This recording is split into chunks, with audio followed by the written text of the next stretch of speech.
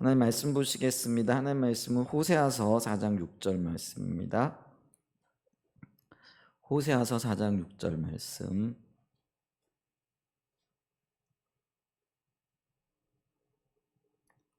우리 한 목소리로 봉독합니다.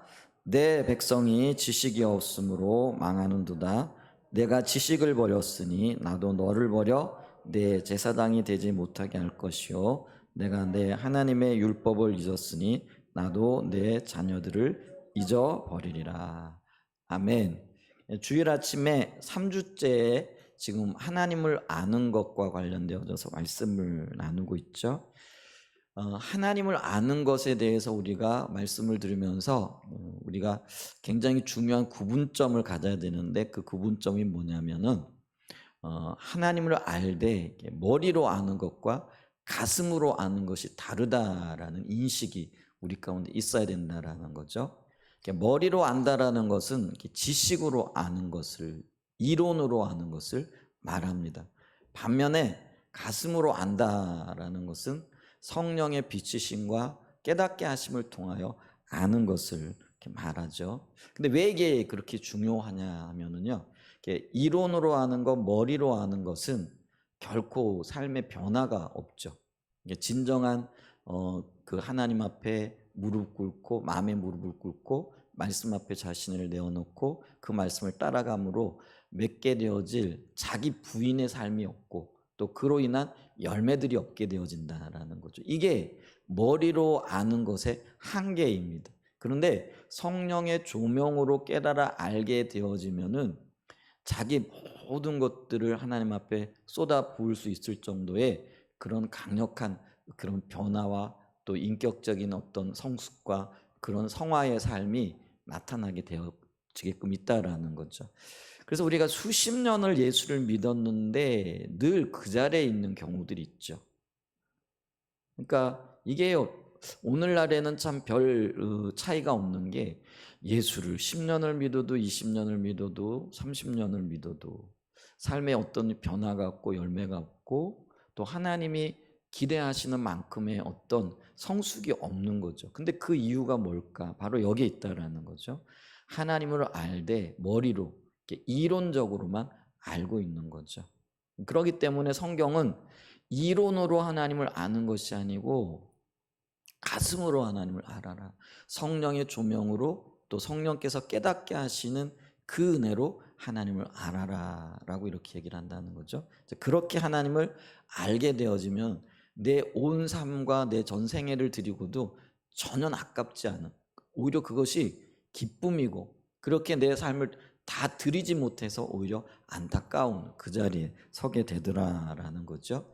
그래서 하나님을 머리로 아는 것과 가슴으로 아는 것이 구분되어져야 된다. 성경은 그렇게 이야기하고 있기 때문에 그렇다라는 거죠. 그럼 우리가 이렇게 하나님을 안다, 가슴으로 하나님을 안다라고 얘기했을 때에 여기에 포함되어지는 중요한 세 가지 요소가 있는데, 그게 뭐냐면요, 하나님의 음성을 듣는 것과 하나님의 형용을 보는 것과 말씀이 그 안에 거하는 것이다 라는 거죠. 자, 음성을 듣는다라는 것은요, 성경에는 이거를 뭐라고 표현을 하냐면은 그 목소리를 청종한다 이렇게 얘기를 합니다. 목소리라는 것은 우리 목에서 나오는 단순한 소리를 이야기를 하는 게 아니죠. 그래서 우리가 듣는 것도요, 리슨이 있고 히어가 있잖아요. 그래서 어떤 것이 제대로 듣는 거냐면은요, 그 히어링, 히어로 듣는 거죠. 그게 뭐냐면, 리슨이라는 거는 단순히 왼쪽 귀로 들어와 가지고 오른쪽 귀로 흘러가는 소리를 듣는 것을 의미합니다. 근데 히어 혹은 히어링이라는 것은요, 그것이 들려질 뿐만 아니라 내 가슴에 와 가지고 요동치는 거예요. 그 말씀이 동의가 되어지고, 아, 이 말씀대로 살아야 되겠다, 그렇게 하나님의 뜻을 이루어 가야 되겠다, 이게 목소리를 청종하는 것이라는 것이죠. 그러니까 하나님의 말씀을 들어도요, 그 말씀이 그냥 그런가 보다, 그런 말씀이 있었네, 약간의 고무되어지고 감동적인 말씀이야, 이러고는 끝나버리는 거죠. 근데 반면에 그 목소리를 청종한다라는 건, 하나님의 그 말씀이 들려지고 그 음성이 들려질 때에 그것이 내 가슴 속에 큰 울림이 되어지는 거죠. 그래서 이 말씀대로 살면 생명이 있겠다. 이 말씀대로 사는 것이 하나님의 뜻이구나. 이 말씀대로 사는 것, 그 말씀대로 살기 위하여 내 생명 혹은 나의 삶 조금도 아깝지 않겠다 하면서 그 모든 것들을 거는 것을 의미합니다. 근데 이거는 인격적인 관계 가운데에서만 나오는 거예요. 그냥 단순하게 들었다고 해서 나올 수 있는 성격이 아니라는 거죠. 그래서 성경은요, 그 목소리를 청종해라, 그래서 음성을 순종해라 그러면서 하나님을 우리의 선한 목자에 비유를 하시고 우리를 양에 비유를 하면서 이 양의 한 가지 조건이 뭐냐면 선한 목자의 음성을 듣고 그 뒤를 따라간다라고 표현을 하고 있다라는 것이죠. 그래서 저와 여러분들은요, 주님의 음성을 들어야 돼요. 주님의 목소리를 들어야 돼요. 그 들을 뿐만 아니라 그 목소리를 청종하는 자들이 되어져야 된다라는 것이죠. 그 다음에 두 번째 요소가 하나님의 형용을 보는 거라 그랬죠. 하나님은 모양이나 모습이 없으세요. 예를 들면 하나님의 얼굴을 얘기할 때 하나님의 얼굴이 있는 게 아니잖아요. 근데 그 얼굴은 하나님 그분 자신을 얘기하는 거죠. 마찬가지로 이 형용을 본다라는 건 하나님의 모양, 모습이 있다라는 얘기가 아니고 하나님 그분의 인품, 성격 혹은 성품을 이야기하는 거라는 것이죠. 그래서 우리가요, 이 하나님의 성품을 보아야 되는데 그 성품을 다른 말로 얘기하면 하나님의 영광이라 이렇게 이야기를 합니다. 그래서 이 성품에는 하나님의 사랑 혹은 하나님의 인자하심, 우리를 돌보심, 그러니까 하나님이 우리 가운데 행하고 계신 그 구체적인 어떤 것들이 있어야 된다라는 거죠. 그러면 그걸 느끼고 보고 깨달아야 한다라는 것인데, 예를 들면 하나님께서 우리를 사랑하시되 나를 사랑하셔서 죄인된 나를 위하여 그 아들을 보내시기까지 사랑하신 그것이 보여지고 깨달아지고 그것이 가슴 속에 큰 기쁨이 되어지고 감격이 되어지는 그 자리까지 나가는 것, 성령의 조명으로 그걸 비춰보는 것, 이걸 가리켜서 형용을 보았다라고 이야기를 하는 거죠. 여러분은 하나님의 사랑을 보셨습니까? 만짐받으셨습니까? 근데 그게 사랑이라는 그 어떤 한 영역뿐만 아니라 우리를 보호하시고 인도하시고 또 우리의 삶을 이끌고 계신 그 모든 영역에서 하나님의 성품이 담겨져 있다라는 것이죠.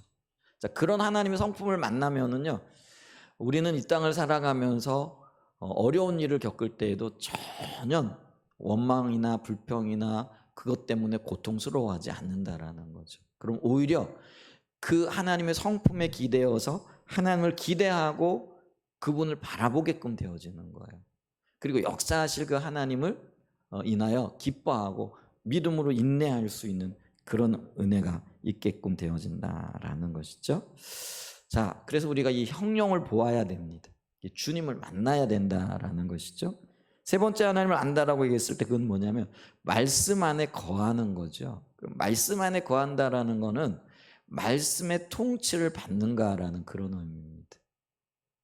여러분, 내가 하나님 안다라는 것은 하나님 그분이 나의 생명 되시는 분이기 때문에 그 말씀이 소중히 여겨지고 말씀하신 것은 내 모든 것들을 걸고라도 그 말씀에 순종하고 또 그 말씀을 따라 살고자 하는 열망이 있다라는 걸 의미하죠. 그래서 주권적인 하나님 앞에 내 삶을 드리는 것, 말씀에 순종하여 말씀이 그러하면은 어떤 손해를 감수하고서라도 어떤 나의 경험, 나의 지식을 뒤로 하고서라도 그걸 내려놓고서라도 하나님을 따라가는 것, 그게 말씀의 통치를 받는 거라는 거죠. 여러분 어떠세요? 말씀이 있고 내 생각이 있고 경험이 있을 때에 과연 말씀이 그러하면 내 생각을 내려놓고 내 경험을 내려놓으실 수 있으세요? 그게 바로 말씀의 통치를 받는다라는 의미라는 거죠. 근데 우리는 말씀이 내 안에 거한다 하면서도요, 내 경험이 그러하고 내 생각이 그러하면은요, 그냥 경험 따라가는 거죠. 그리고 내 원함 따라가는 거죠. 그러면 그게요, 말씀과 나는 전혀 상관없는 삶을 살아가고 있게 되는 거죠. 그래서 이 말씀의 통치를 받는다, 말씀 안에 거한다라는 거는 말씀이 내 삶의 삶과 또 생활과 사역, 그 모든 영역에 있어서 온전한 기준이 되어지고 내가 그 기준을 따라 살아간다라는 그런 의미인 거죠. 여러분, 말씀이 소중하여 그 말씀 앞에 내 모든 것들을 내려놓고 계십니까? 이게 말씀의 통치, 말씀이 내 안에 거하는 거예요. 그러니까 하나님 안다라는 거는 다른 영역들도 있겠지만 적어도 이 세 가지 영역에서 우리가 주님을 만난 바 되어지고 또 만진 바 되어지고 또 그분의 뜻을 명확하게 깨달은 바 되어진 것, 그것을 의미한다라는 것이죠. 자, 이렇게 하나님을 아는 것이 소중하고 중요합니다. 그러면 이 하나님을 아는 것이 왜 그토록 중요한가? 오늘 그 부분을 좀 보기를 원하는데요. 세 가지 영역에서 볼 겁니다. 이 하나님을 아는 것이 왜 중요하냐? 하나님을 아는 것은 우리의 구원을 위하여 중요하다. 두 번째, 하나님을 아는 것은 우리의 사역을 위해서 굉장히 중요하다. 세 번째는 영적인 전쟁에서의 승리를 위해서 중요하다. 요 세 가지를 중점적으로 오늘 살펴볼 것입니다. 첫 번째, 하나님을 아는 것, 음성으로, 형용으로, 말씀을 통하여 아는 이 하나님은요, 우리의 구원을 위해 필수적이라는 것이죠. 여러분, 우리 구원은요, 다 알고 계시듯이 믿음으로 받죠? 성경은 그렇게 얘기를 하고 있죠.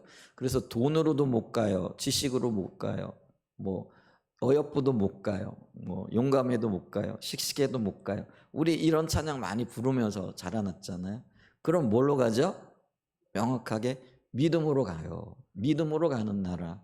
이게 이제 구원인 거죠. 천국 가는 걸 이야기를 합니다.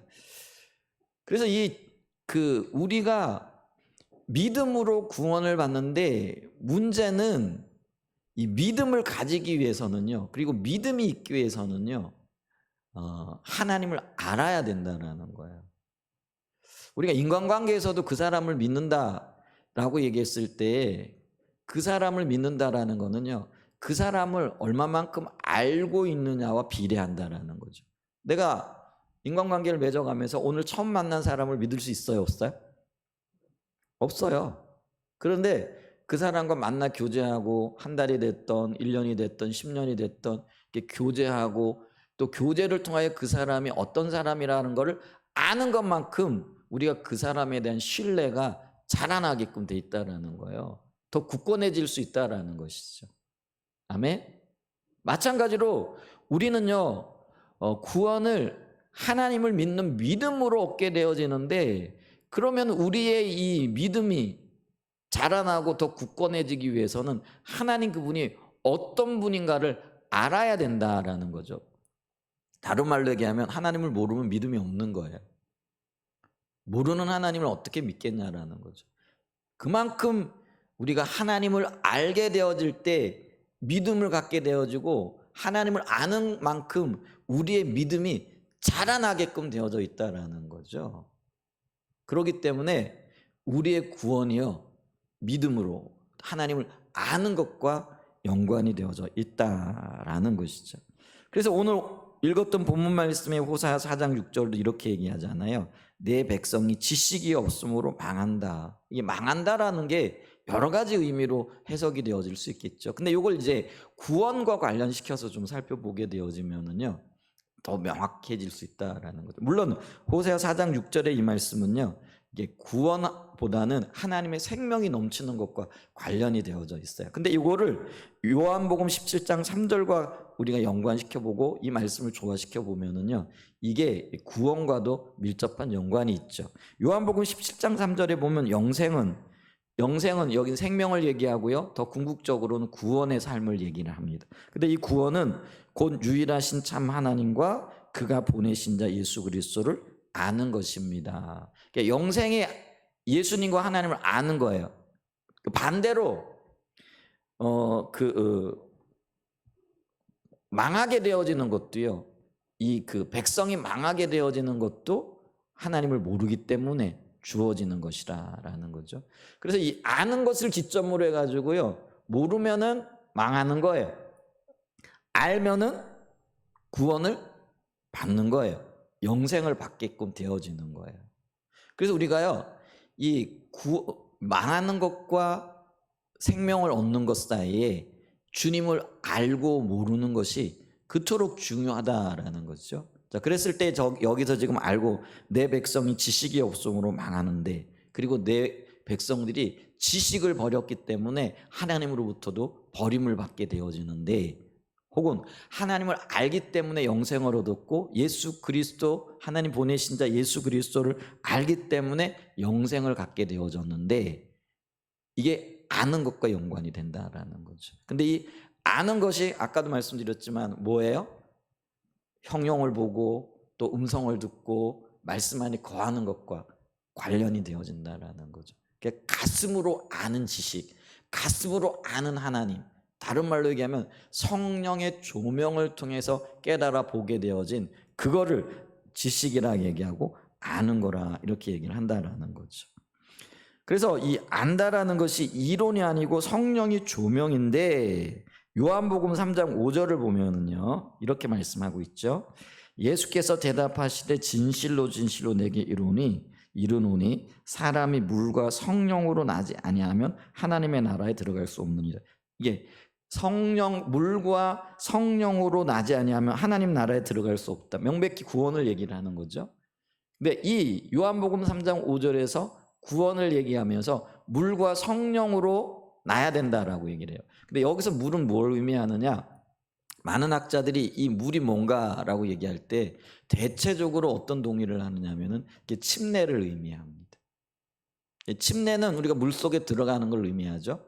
그럼 그거는 다른 의미가 있는데 그게 뭐냐면은요, 자기 부인과 관련되어져. 그러니까 자기 부인은 십자가죠.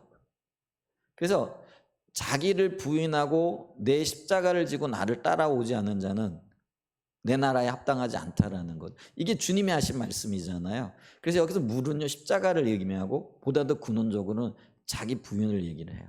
그래서 내가 죄인이란 것, 그래서 내 안에 생명이 없다라는 것을 알고 자기를 부인한 자, 이게 구원의 첫째 조건이에요. 그래서 여러분, 우리가 예수를 누가 영접하느냐면 내가 죄인이에요, 나는 십자가가 아니면 구원받을 수 없어요, 요거를 인식한 자라는 거예요. 근데 요 인식과 관련되어져서 성령의 역할이 뭐냐라는 거죠. 그러니까 물과 성령이에요. 그러니까 성령은 뭐예요? 이걸 깨닫게 하시고 보여주시고 알게 하시는 분이라는 거예요. 그래서 보세요, 우리가 구원을 얻는데 물과 성령, 자기 부인과 성령의 비침, 이렇게 자기 부인을 통하여 성령의 비치심, 혹은 성령의 비치심을 통하여 자기 부인이 가능해야, 그리고 자기 부인이 되어져야 구원을 얻는다라는 거예요. 그래서 보세요, 내가 죄인인 것과 내 자신이 부인되어지지 않고는 하나님 나라에 들어갈 수 없다라는 것을 누가 깨닫게 하신다라는 거예요? 성령이 깨닫게 하신다라는 거예요. 그래서 보세요, 이 우리가 알아야 할 지식, 또 우리가 가슴으로 마음에 받아들여야 할 지식은 어떤 지식이냐면요, 성령께서 비치는 지식이 되어져야 된다라는 거예요. 성령께서 깨닫게 하시는 지식이 되어져야 된다라는 거예요. 단순하게 우리의 머리로 이론으로 동의하는 지식 가지고는 안 된다라는 거예요. 그래서 이 지식의 성격이, 아는 것의 성격이 성령의 조명이 필수라는 거예요.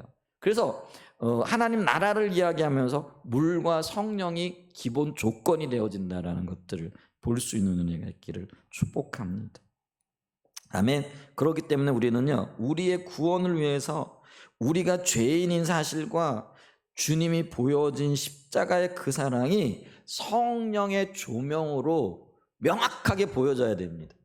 깨달아져야 됩니다.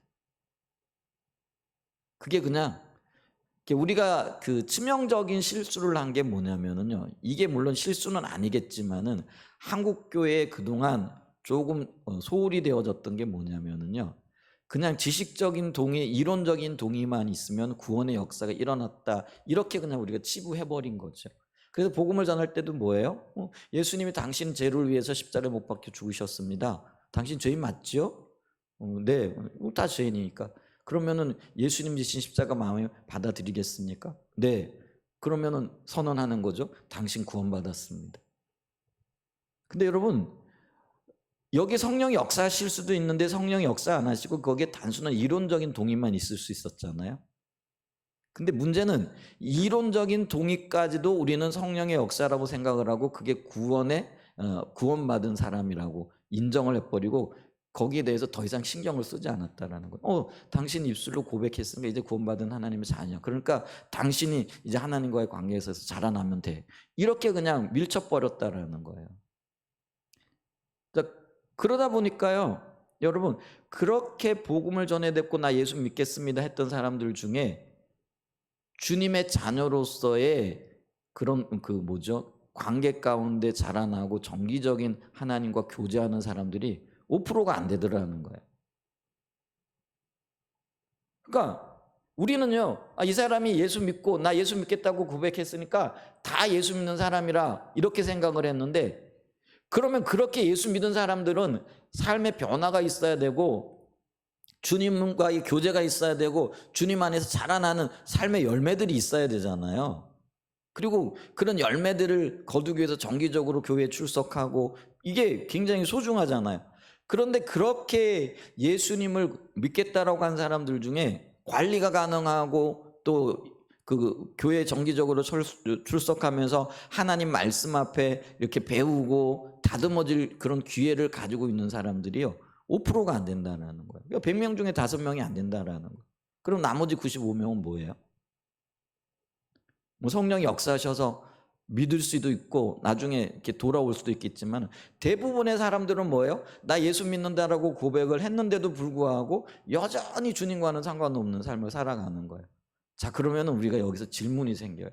그러면은 그분들이 나 예수 믿겠다라고 고백했기 때문에 하나님의 자녀이고 구원받은 백성일까요? 우리는 다 알지 못해요. 왜냐하면 그때 성령 역사했는지 안 했는지 모르니까. 그런데 분명한 건 있어요. 성령이 그 안에 역사하시고 하나님의 자녀가 되어진 백성이라고 한다면은 적어도 그렇게 살지는 않을 거라는 거죠.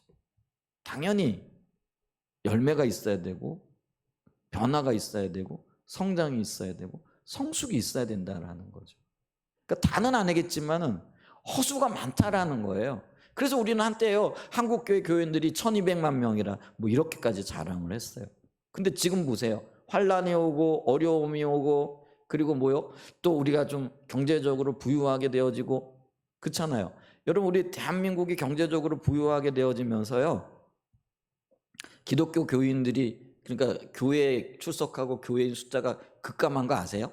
숫자가 굉장히 줄어들었어요. 근데 이건 선진국도 마찬가지예요.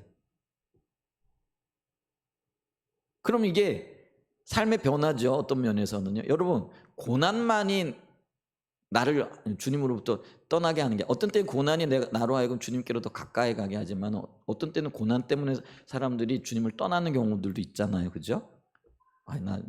근데 그 사람들은 주님을 제대로 못 만난 거겠죠. 근데 여러분 보세요.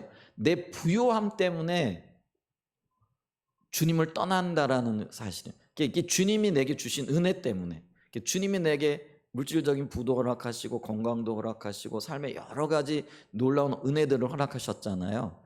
근데 이 은혜가 오히려 하나님을 떠나게 한다라는 사실, 아이러니죠. 근데 그런 일들도 있을 수 있다라는 것 여러분 알고 계세요?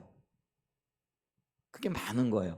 그러니까 한국 교회가요, 가난하고 또 힘들고 어려울 때는요, 주님을 찾았고 주님 앞으로 나왔어요. 그리고 많은 사람들이 기도하고 그러면서 주님을 만나기도 했어요. 근데 한국이 부유해지면서요, 오히려 주님을 찾는 사람들 혹은 내가 주님을 믿겠다라고 했던 사람들도요, 주님을 떠나고 있는 현실들을 우리 보는 거죠. 그러면 그런 분들이 과연 주님을 만났었겠는가?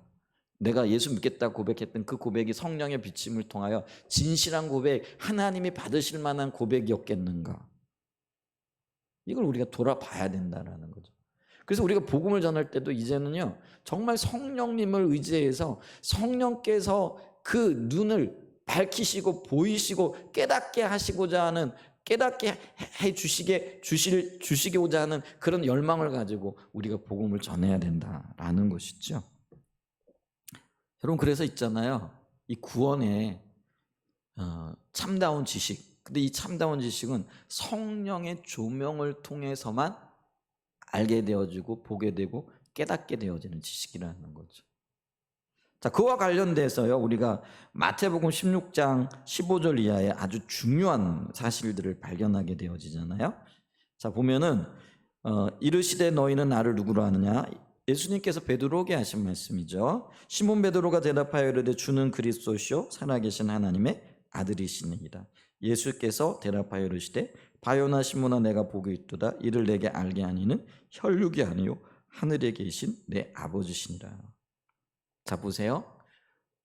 베드로의 고백이죠. 주는 그리스도시요 살아계신 하나님의 아들이시니이다.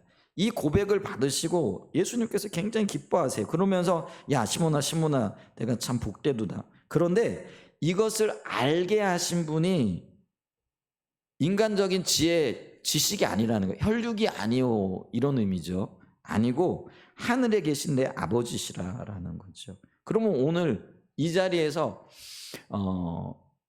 예수님의 질문을 듣고 베드로가 보았던 것이 뭐냐라는 거죠. 베드로는요 육신의 예수님을 본 게 아니에요. 성령의 조명으로 예수님 안에 있는 하나님의 아들을 보았다라는 거예요. 여러분 육신의 눈으로 예수님이 하나님의 아들이라는 것이 보여질 수 있을까요?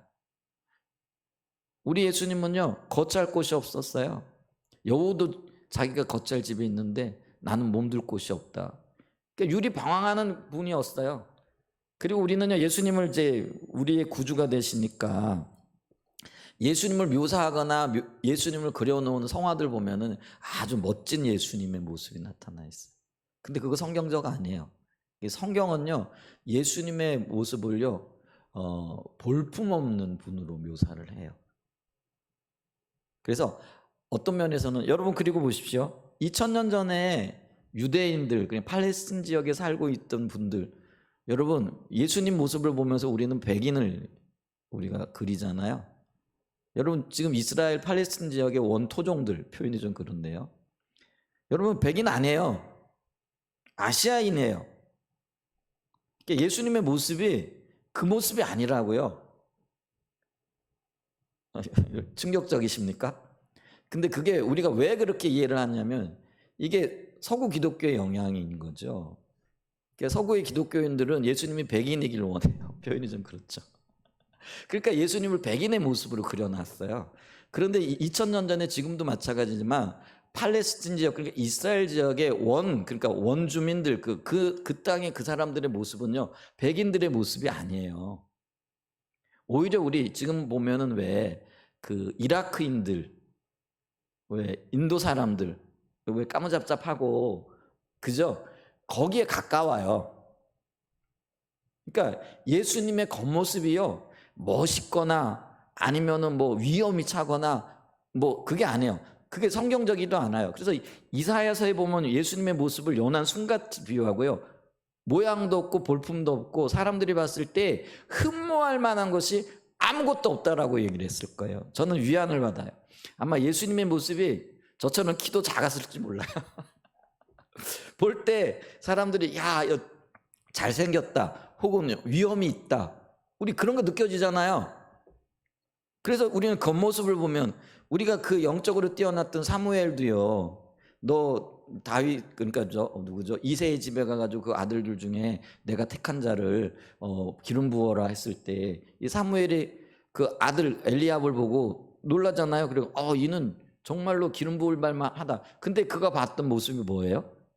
겉모습이었잖아요. 그래서 주님이 너는 외모를 보거니와 나 여호와는 중심을 본다 하셨거든요.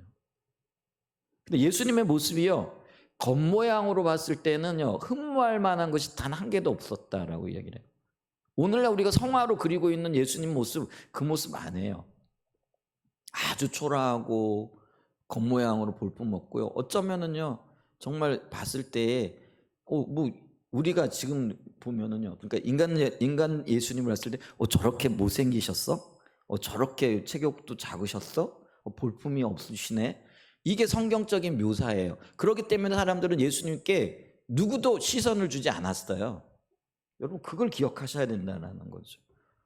그런데 그 모습을 그 예수님 속에서 베드로는 지금 뭘 보아낸 거예요? 하나님의 아들이신 예수를 하나님의 아들을 본 거예요. 근데 이게 육신의 눈으로는 불가능하다라는 거예요.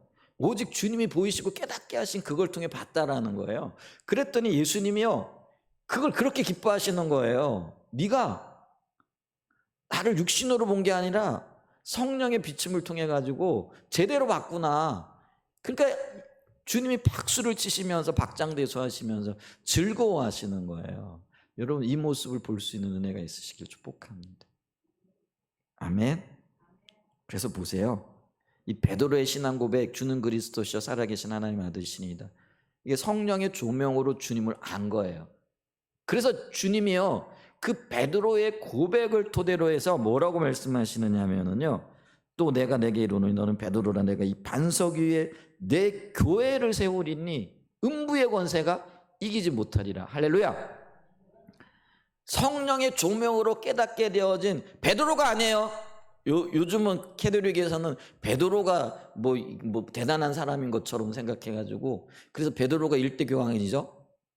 그래서 이 베드로를 잇는 후계자만이 하나님을 대리할 수 있는 그래서 교황이라나 그렇게 얘기하는, 그게 아니에요. 성경은 베드로가 지금 고백한 성령의 조명으로 고백한 이 고백 위에, 이 고백이 뭐예요? 주는 그리스도시요 살아계신 하나님의 아들이십니다. 이 고백 위에 내 교회를 세울 텐데 이 교회는 음부의 권세가 이기지 못할 강력한 하나님의 도구가 될 거라, 이렇게 말씀을 하고 계시다라는 것이죠.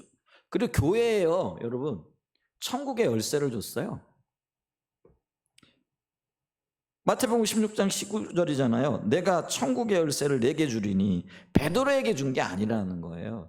교회에 천국의 열쇠를 주었다라는 거예요. 그래서 땅에서 무엇인데 매면 하늘에서도 매일 것이고 내가 땅에서 무엇인지 풀면 하늘에서도 풀리리라. 이런 신앙 고백을 가지고, 다시 말하면은 영적인 지식이 있고 성령께서 비치시는 것을 깨달아 안 그 사람에게 하나님께서 천국 문을 열 권세를 주시고 닫을 권세도 주셨다라는 거예요. 저와 여러분이요 성령의 조명을 통해서 예수님을 만났고 구원받은 하나님의 자녀가 되었다면은요, 이만큼 놀라운 사람들인 거예요.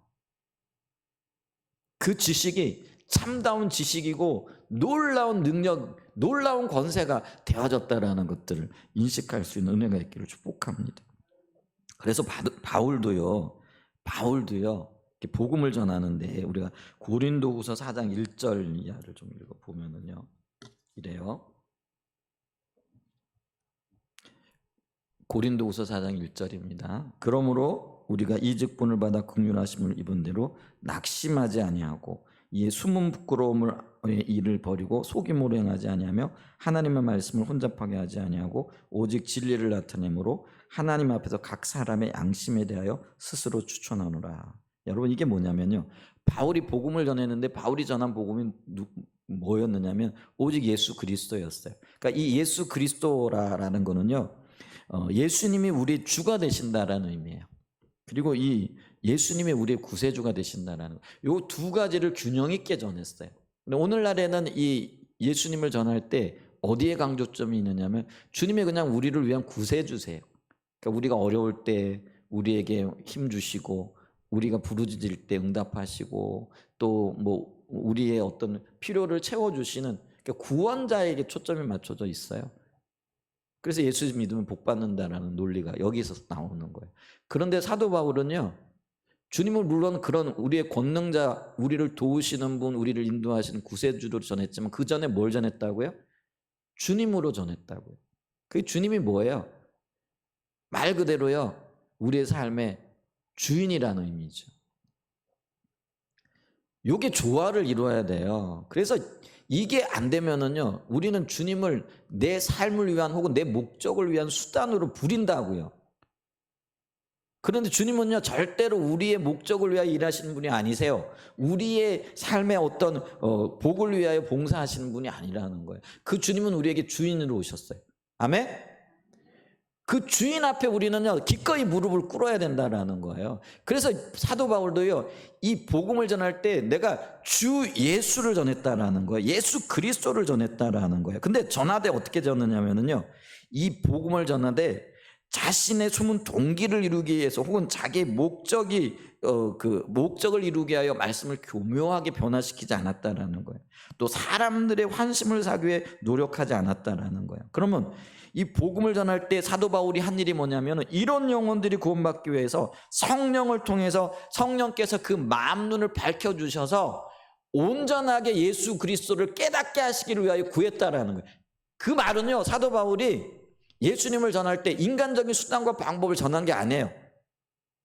그리고 어떤 말씀이요? 그들을 설득하기 위해 가지고요, 인간적인 노력을 한 게 아니라는 거예요. 다만 그는요, 성령께서 그 마음 눈을 밝혀주셔서 혼미한 것들을 깨닫게 하시고 참된 진리를 깨닫게 하기를 원하는 그 간절한 마음과 그 간절한 기도를 가지고 있는 그대로의 복음을 전했다라는 거예요.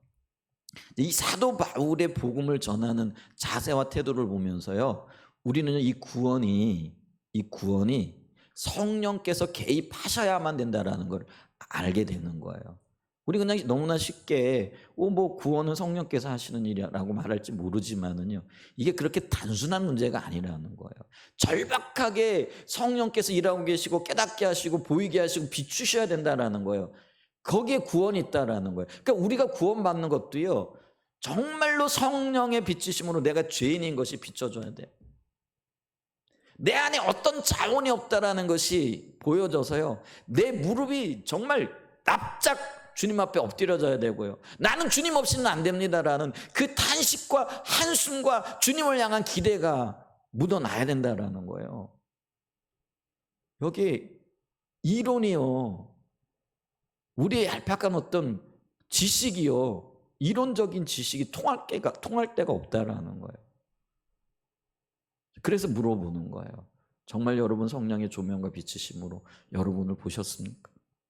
그래서 내가 죄인이라는 것과 내가 주님 앞에서 정말 주님의 은혜가 아니고는 저 지옥 밑바닥에 앉아 있을 존재라는 것, 이게 보여졌느냐는, 이게 보여져야 내 마음에 주님을 향한 갈망과 구원을 향한 열정 혹은 그게 부어져요. 그래서 정말 주님 이 구원이 얼마나 귀하고 얼마나 놀라운 건가, 감사가 솟아나게끔 되어진다라는 것이죠. 자, 보세요. 좀 더 읽어보면은요, 고린도후서 4장 3절 말씀이에요. 스스로 각 사람의 양심에 대해 추천하느라 2절에 얘기하고 3절에 만일 우리의 복음이 가려웠으면 망하는 자들에게 가려진 것이라. 그 중에 이 세상의 신이 믿지 아니하는 자들의 마음을 혼미하게 하여 그리스도의 영광의 복음의 광채가 비치지 못하게 함이니 그리스도는 하나님의 형상. 여러분, 복음이 깨달아지지 않는 것도요, 어둠의 영이 역사하고 있다는 거예요. 그러니까 영적인 전쟁도 여기 있다는 거죠. 5절입니다. 우리는 우리를 전파하는 것이 아니라 자기를 드러내고 자기를 자랑하는 것이 아니라는 거죠. 오직 그리스도와 예수의 주 되신 것과 또 예수를 위하여 우리가 너희의 종된 것을 전파함이. 6절입니다. 중요한 말씀이에요. 어두운 데에 빛이 빛이라 말씀하셨던 그 하나님께서 예수 그리스도의 얼굴에 있는 하나님의 영광을 아는 빛을 우리 마음에 비추셨느니라. 이게 성령의 조명을 통하여 비추어진 참다운 지식이라는, 예수 그리스도에 대한 참다운 지식. 베드로가 성령의 조명으로 혈과 육이 아니라 하나님께서 깨닫게 하신 그 비침을 통하여 인간 예수 안에서 하나님의 아들을 보아내는 거예요. 발견해내는 거예요. 깨달아 아는 거예요. 그게 참된 지식이라는 거예요. 그 구원이 하나님을 아는 것에서 나온다라는 거죠. 그러니 하나님 아는 것이 얼마나 소중하고 중요한 그 원칙이 되어지겠느냐라는 것이죠. 이처럼 하나님을 아는 것은 우리의 구원을 위해서도 너무나 소중합니다. 두 번째로요, 하나님을 아는 것은 우리의 사역을 위해서도 필수적이라는 거죠. 여러분, 사역이라는 거는 하나님과 관련되어진 일이죠.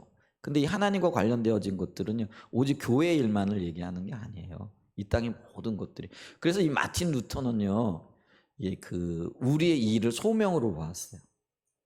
그러니까 주님께서 우리에게 맡긴 거예요. 그러니까 농부들도요, 주의 일을 하는 거예요.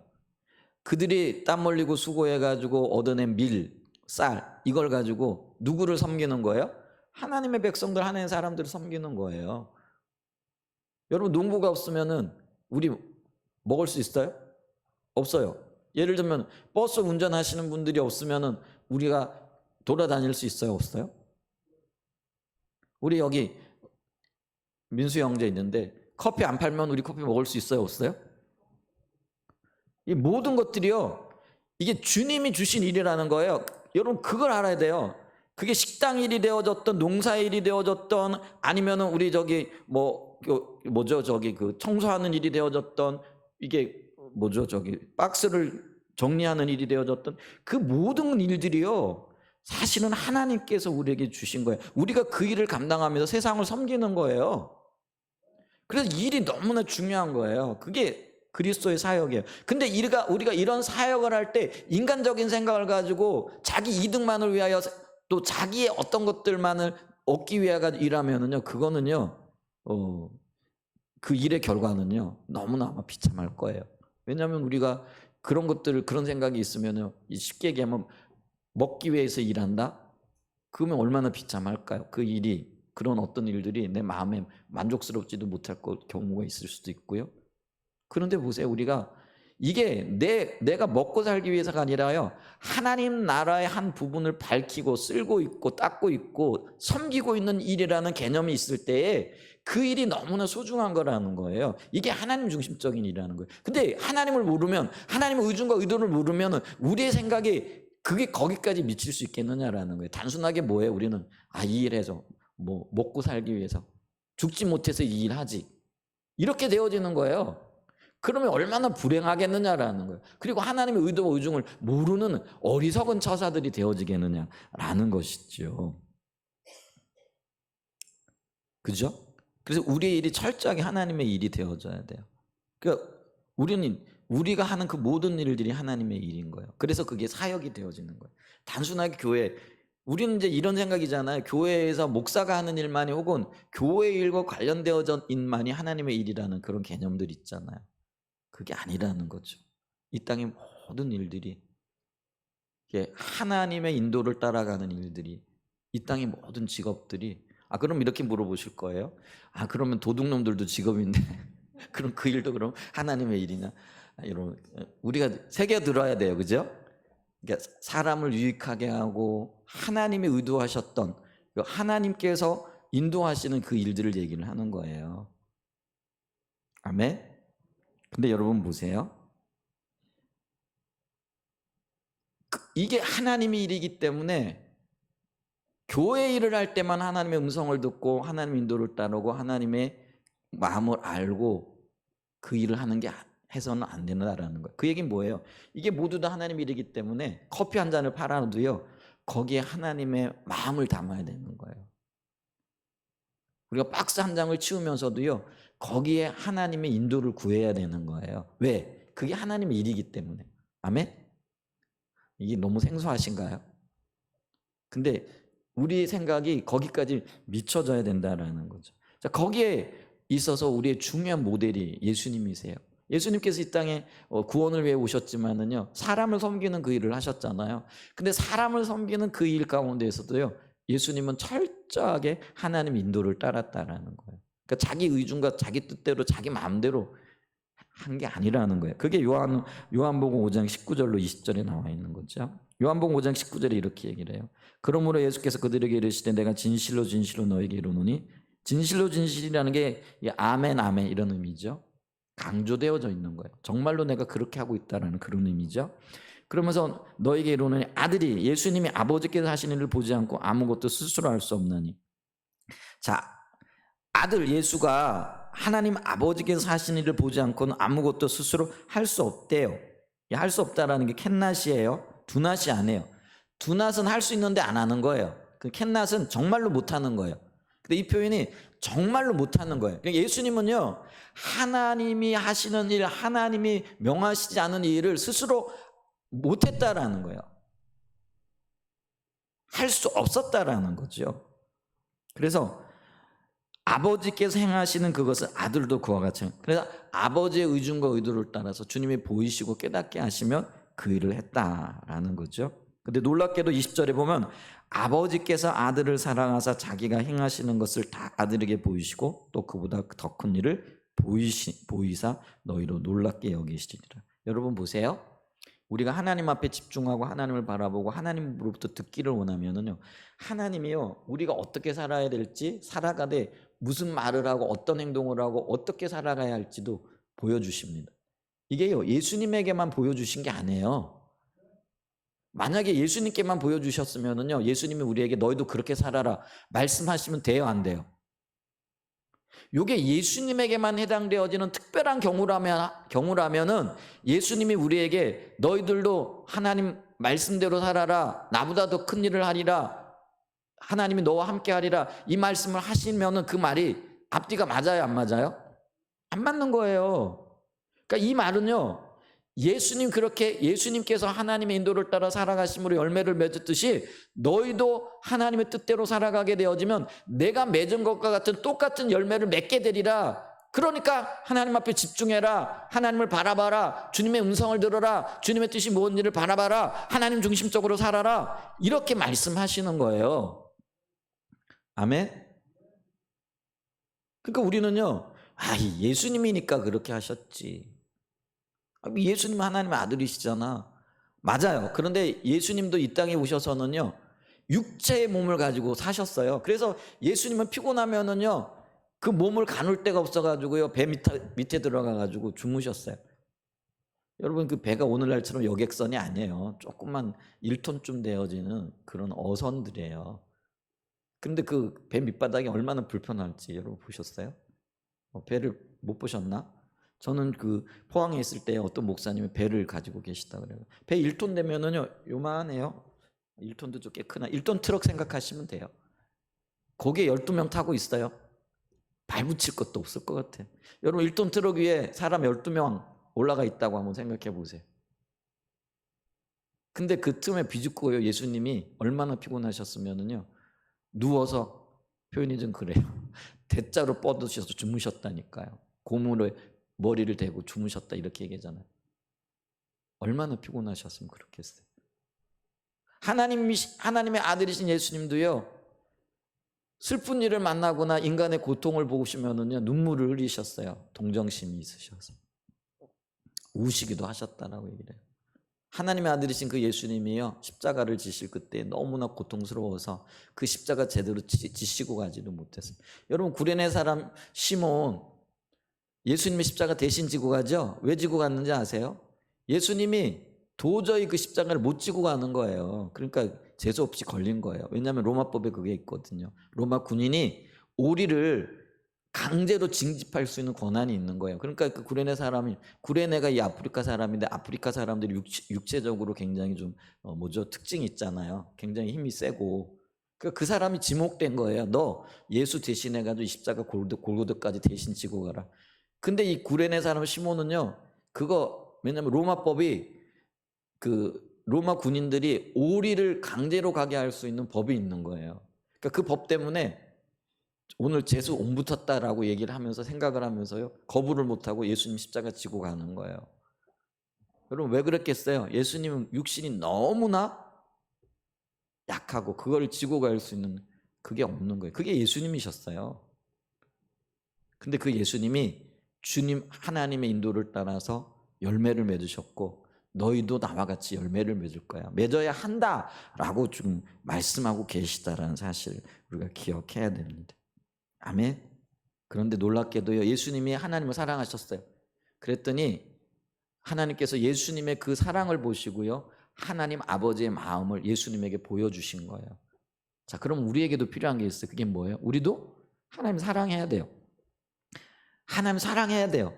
하나님만 사랑해야 돼요. 세상도 사랑하고 하나님도 사랑하고가 아니라요, 하나님 그분만을 사랑해야 됩니다. 아멘. 그게 하나님의 사랑의 의미예요. 하나님만 사랑하니 하나님이 예수님에게 하나님의 마음을 보이셨던 것처럼 우리에게도 하나님의 마음을 보이시는 거예요. 바울이 그랬어요. 베드로가 그랬어요. 하나님을 사랑했던 많은 사람들이 그랬어요. 이제 그랬더니 그들에게 엄청난 열매를 맺으시는 거예요. 그들을 통해서 하나님이 권능과 능력으로 하시는 거예요. 아멘. 우리 주변에도 지금 우리가 볼 때 어떻게 저렇게 일을 할 수 있을까? 근데 그 사람이 능력이 있어서가 아니에요. 그 안에 주님 사랑하는 마음이 있고요, 주님의 뜻을 따라가는 게 있는 거예요. 그랬더니 생각지도 못했던 놀라운 일들이요, 세계적인 어떤 일들이 이루어지는 거예요. 그게 주님의 권능인 줄 믿습니다. 아멘. 사역은 그렇게 하는 거예요. 내가 하는 게 아니에요. 내가 하는 게 아니라는 거예요. 하나님의 일은 하나님이 하시는 거예요. 예를 들면 고린도후서 5장 19절에 있어요. 곧 하나님께서 그리스도 안에서 계시사 세상을 자기와 화목하게 하시며 그들의 죄를 그들에게 돌리지 아니하시고 화목하게 하는 말씀을 우리에게 주시. 여러분 여기서 세상을 화목하게 하시는 분이 누구예요? 하나님이 하신 거예요. 내가 하는 게 아니에요. 그러면 우리가 영혼을 구원하는 것도 내가 하는 거예요? 아니, 하나님이 하시는 거예요. 다만 나는 도구로 사용되어지는 것뿐이에요. 중심에 하나님이 있다라는 것들을 기억해야 된다라는 거예요. 아까 읽었던 마태복음 16장 18절에도 보면은요, 또 내가 내게 이르노니 너는 베드로라, 내가 이 반석 위에 내 교회를 세우리니 음부의 권세가 이기지 못하리라. 누구 교회예요? 한사랑 예전교회가 누구 교회예요? 내 교회예요? 목사인 송경열 목사 교회예요? 여러분의 교회예요? 뭐 그럴 수도 표현되겠지겠죠. 그런데 궁극적으로 누구의 교회라는 거예요? 하나님의 교회라는 거예요. 그러면 하나님의 교회를 하나님이 통치하시고 하나님이 인도하시고 하나님의 의도대로 이끌어 가시는 것 지극히 당연한 거 아니에요?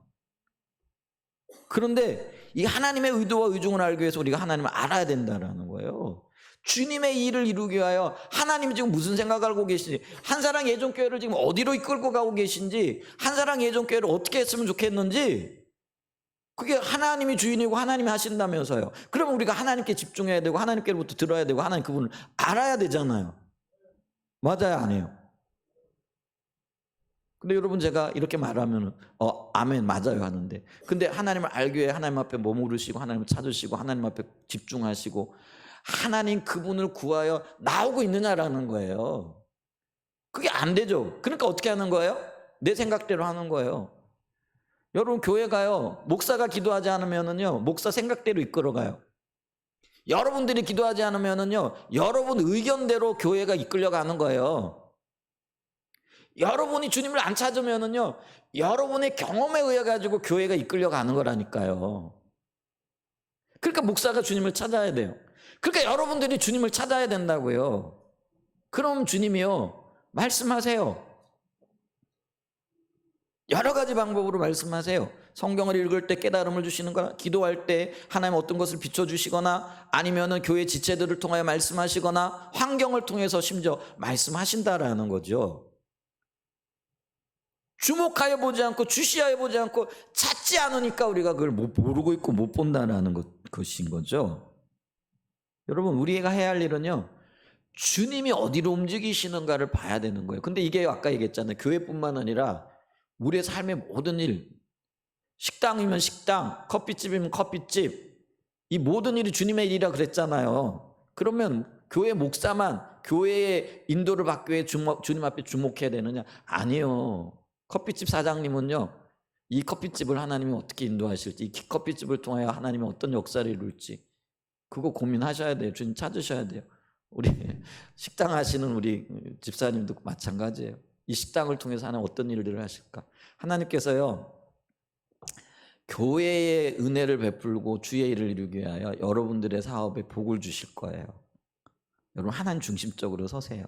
나 돈 벌기 위해 가지고 나 이거 해가지고 나 뭐 떵떵거리며 살아야 되겠다 이게 아니고요. 여러분 그거는요 하나님이 열매로 맺게 하시는 거예요. 거기에 초점이 맞춰주면 이게 기복이에요. 그래서 오늘 자꾸 커피집 얘기가 나오는데, 커피집을 하시든 식당을 하시든 아니면 직장에서 뭘 하시든지 간에 하나님 중심적으로 서십시오. 그러면 나머지는 주님이 하실 거예요. 그러니까 깨어 있어야 되죠. 주님의 마음을 알아야 되죠. 그래서 우리가요 주목하고 주시하여 봐야 돼요.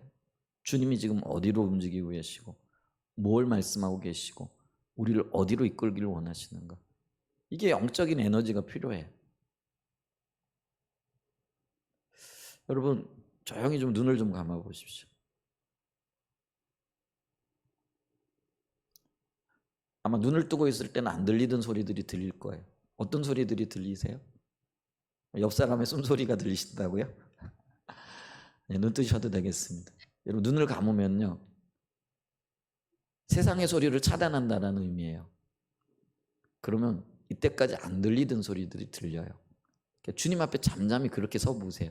그럼 안 들리던 소리 들려. 그게 주님의 마음이에요. 주님의 소리예요. 주님께서 우리에게 말씀하시는 것들이에요.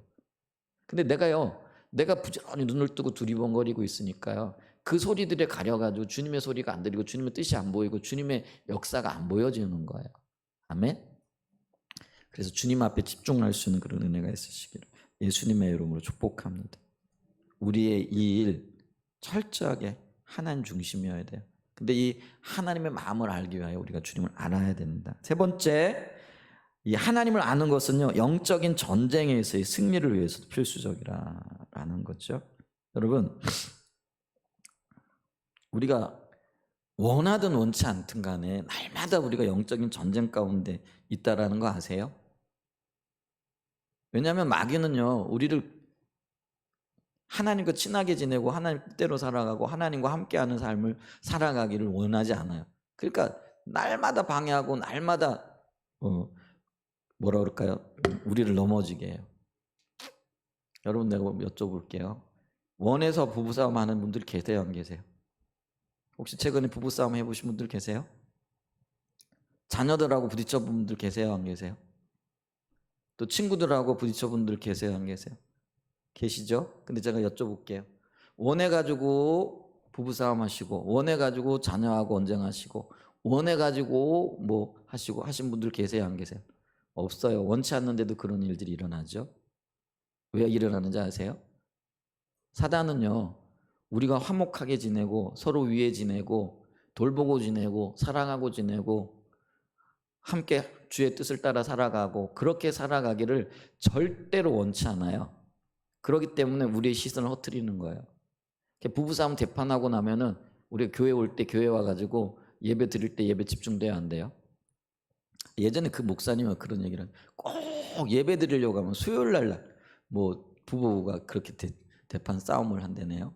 수요일 날 저녁에 예배 드려야 되잖아요. 어떤 분들은 주일 날 예배 드리러 오면서 그렇게 목사님 부부가 싸운대요. 그러면은 그렇게 싸움하고 가지고 목회자가 집중해 가지고 목회 드리고 예배 인도하기 쉬울까요, 안 쉬울까요? 그럼 그 의도가 뭘까요? 사단이 그 예배 망가뜨리려고 하는 거, 하나님 찾는 거 망가뜨리려고 하는 거, 이게 사단의 지금 우리를 싸움 거는 거 아니죠? 근데 내가 그걸 몰라요. 모르니까 뭐예요? 사단의 의도대로 끌려가는 거죠. 이게 영적인 전쟁의 한가운데 있다라는 증거예요. 여러 가지 일들이 있을 수 있죠. 여러분, 내가 영적인 전쟁의 한가운데 있다라는 거 기억하십시오. 그거 인식하는 거 굉장히 중요합니다. 그것만 인식해도요, 우리가요, 주님의 은혜를 구해요. 그래서 돌이킬 수 있어요. 빨리 돌이킬 수 있게끔 되어진다라는 거죠. 여러분, 우리가 이런 그 영적인 전쟁에 있어서 우리가 해야 될 일은 뭐냐면은요, 하나님과 깊은 교제를 나가야 된다라는. 하나님께 집중하게 되면은요, 다른 것들이 안 보여지죠. 이게 영적인 승리의 한 비결이라는 거죠. 근데 하나님의 하나님의 뜻 가운데 거하기 위해서는요, 우리가 하나님과 친밀한 교제를 가져야 되고요. 또 하나님의 행하심을 보고자 하는 영적인 집중력이 필요하고요. 그다음에 하나님께서 그걸 보이시면 온 삶으로 동참하죠. 이제 그렇게 되어질 때에 우리가 영적으로 틈을 보이지 않게 되어지고 하나님 나라를 이루어가는 데 있어서 늘 승리의 자리에 서게 되어진다라는 거죠. 그래서 이 사도 바울은요, 에베소 교회 교인들을 향하여 이렇게 이야기를 합니다. 에베소 6장 10절 이하에 보면 끝으로 너희가 주 안에서와 그의 힘의 능력으로 강건해지고 마귀의 간계, 마귀는 간계를 가지고 있어요. 저와 여러분들 무너뜨릴 간이라는 게 뭐냐면 악한 계획을 가지고 있다라는 거예요. 마귀가 원하는 거는요, 어떻게 하든지 저와 여러분들이 넘어지는 거예요. 더 좋은 거는요, 저와 여러분들이 예수를 떠나는 거예요. 그런 계획을 여러분, 이 마귀가요, 얼마를 살았을까요? 정확하게 모르죠. 적어도 수천 년은 살았어요. 표현이 좀 그런가요? 마귀의 나이가 얼마일까요? 우리보다 훨씬 많겠죠. 적어도 수천 살은 됐겠죠. 주님이 언제 창조하셨는지 모르겠지만 우리 식으로 따지면은. 근데 이 수천 년 동안 마귀가 오로지 연구한 연구 과제가 뭐였을 것 같으세요? 어떻게 하면은 죄를 넘어뜨릴까? 어떻게 하면 죄를 하나님으로부터 멀어지게 할까? 이 수만 가지, 수천만 가지의 방법들을 가지고 있어요. 악한 계획을 가지고 있다고. 우리가 상대하고 있는 마귀가 그런 존재예요. 여러분 이거를 인식하고, 그 마귀 우리 당할 힘과 능력이 없어요. 그래서 우리는 누구를 바라봐야 돼요? 마귀보다 더 세신 분, 주님을 바라봐야 돼요. 하나님을 바라봐야 돼요. 아멘. 그래서 주님을 알아야 할 이유도 바로 거기 있다라는 거예요. 그래서 사도 바울도 그렇게 얘기를 하는 거예요. 마귀가 관계를 가지고 있는데, 그러니까 너는 어떻게 하라는 거예요?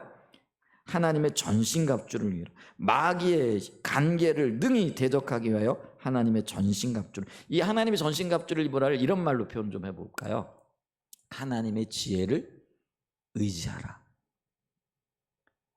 여러분, 전신갑주가요, 물론 이제 갑옷을 얘기하기도 하고 칼을 얘기하기도 하고 방패를 얘기를 해요.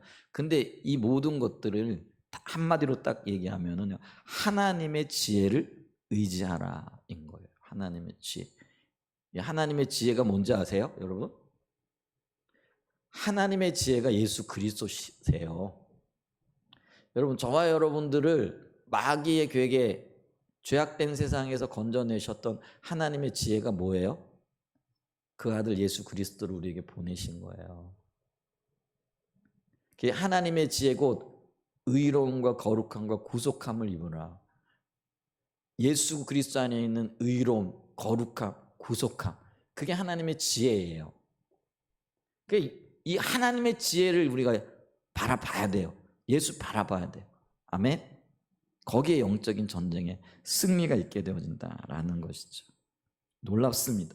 우리가 주님의, 그러니까 우리가 영적인 전쟁에서 악한 마귀의 그 모든 괴계를 이기기 위해서도요, 우리가 하나님의 지혜 예수 그리스도를 바라봐야 된다라는 거죠.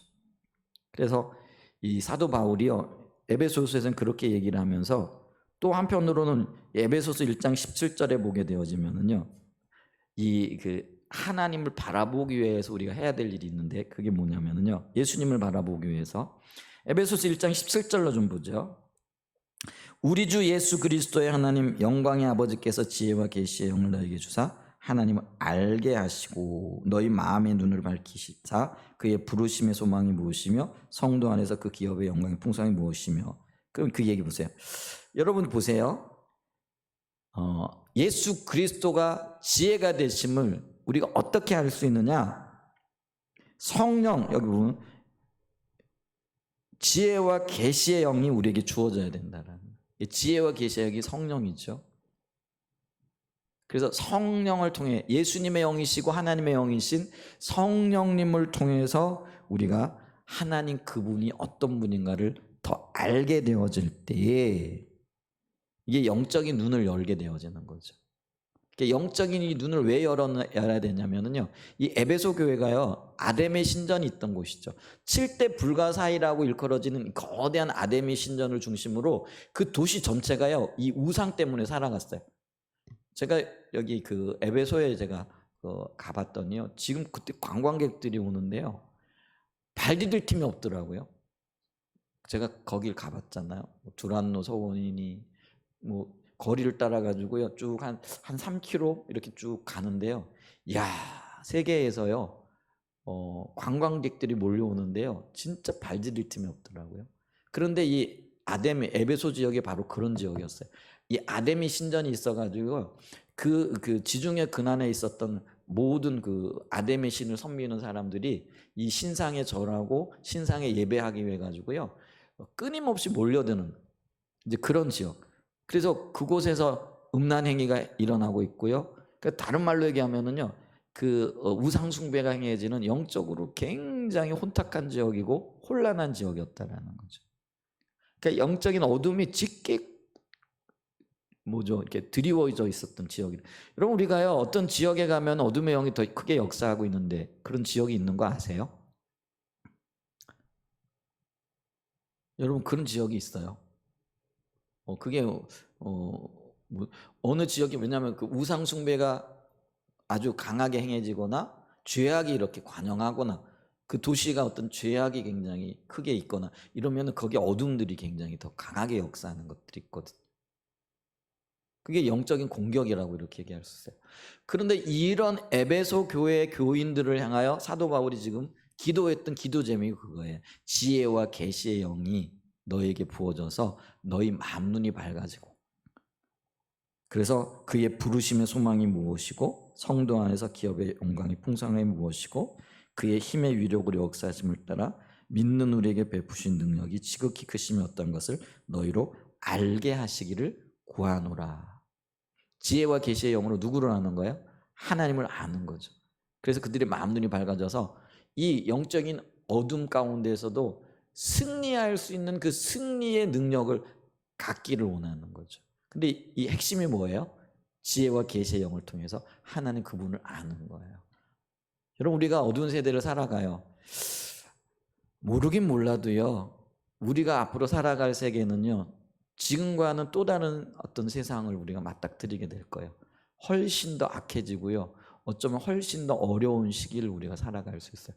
특별히 믿음을 가진 저와 여러분들이 살아가기에는 그렇게 만만한 환경이 아닐 거예요. 지금보다도요, 점점 더 어려워질 거예요. 세상이 그렇게 변해가요.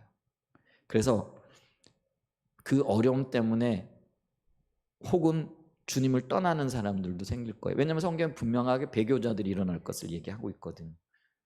근데 그 시기가 지금 점점 가까워지고 있는 거죠. 근데 그게 영적인 전쟁이라는 거죠. 근데 이런 영적인 전쟁에서 우리가 일어나고 깨어나고 또 능력을 받기 위해서는 어떻게 된다라는 거예요? 마음 눈이 밝혀져야 되는 거예요. 그래서 누구를 알아야 된다라는 거예요? 하나님을 알아야 되는 거예요. 하나님 그분을 발견해야 되는 거예요. 성령의 비치심, 지혜와 계시의 영을 통해서 하나님 안에 있는 그 능력이 지극히 크고 그 위엄이 놀라움과 하나님께서 우리를 위해 행하고 계신 그 일들을 지혜와 계시의 성령을 통해서 보아야 된다라는 거예요. 알아야 된다라는 거예요. 눈이 밝아져야 된다라는 거죠. 그래서 저와 여러분들이 기도해야 될 기도의 제목이 뭐예요? 보는 눈, 듣는 귀, 깨닫는 마음 부어주세요. 주님 깨우쳐 주세요. 보게 해주세요. 이런 기도가 드려져야 되는 거예요. 이런 기도를 통해서 우리는 주님을 알게 될 겁니다. 주님을 알게 될 때에 또 주님을 만나게 되어질 때 우리의 대적이 아무리 간악한 계략을 가지고 우는 사자와 같이 우리를 찾아 두루 삼킬 자를 찾아 헤맨다고 할지라도요, 능히 이기게 되어지는 영적인 전쟁에서 승리하는 놀라운 역사가 있게 될 줄 믿습니다. 우리 한사랑 예전교회가요, 또 속한 모든 주와 주의 자녀들이요, 정말로 주 안에서 어둠의 세력들을 회파하고 모든 관계들을 악한 세력의 관계들을 무너뜨리고 예수 안에서 주님을 알므로 주님과 동행함으로 승리하는 그런 은혜가 있으시기를 예수님의 이름으로 간절히 축복하고 축원을 드립니다. 하나님을 아는 것이 이렇게 중요합니다. 우리의 구원을 위해서, 그리고 우리가 어떻게 일해야 될지, 또 이 일해가는 과정 속에서 악한 원수의 방해들을 어떻게 물리칠지, 그 모든 것들이 주님을 아는 것에서 해결이 되어집니다. 주님을 성령의 비치심으로 더 깊이 만나고 알게 되어지고 깨달아 아는 역사가 있으시기를 예수님의 이름으로 다시 한번 축복하고 축원드립니다. 아멘.